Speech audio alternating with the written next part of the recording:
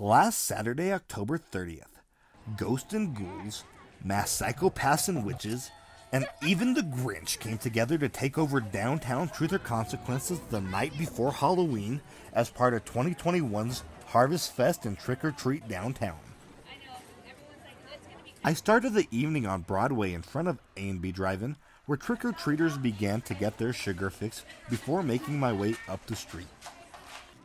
As I moved up the street, I noticed that gallery and shop owners were sitting outside and greeting all who came.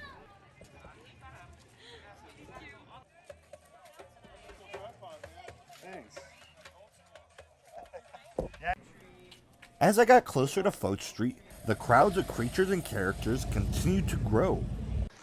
The TRC Brewery was pretty busy as it had live music for patrons and plenty of candy for trick-or-treaters.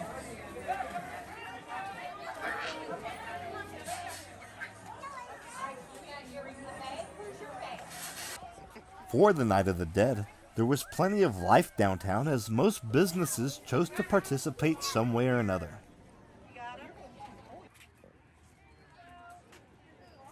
Keeping an eye on the hordes of characters taking over downtown were the friendly TRC Police Department, who traded candy for peace. As I kept moving down the street, I was shocked that the trick-or-treaters were still coming in hordes and even more creative costumes than before.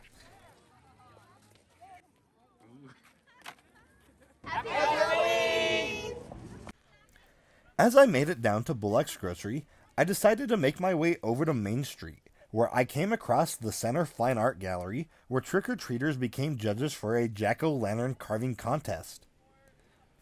Across the street was the El Cortez Theater, where they handed out candies and had an open house for the community to see its improvements.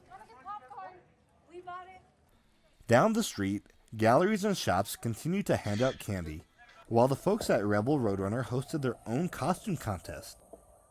If you want to see the results of the contest, just check out the Rebel Roadrunner Facebook page. Afterwards, I made my way back to Broadway, where I was drawn into the beats of a drum circle outside the Giddy Up Cafe, where those who attended were invited to dance.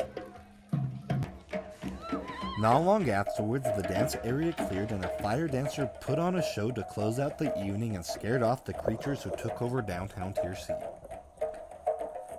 That wraps up this year's Harvest Fest in downtown trick-or-treating.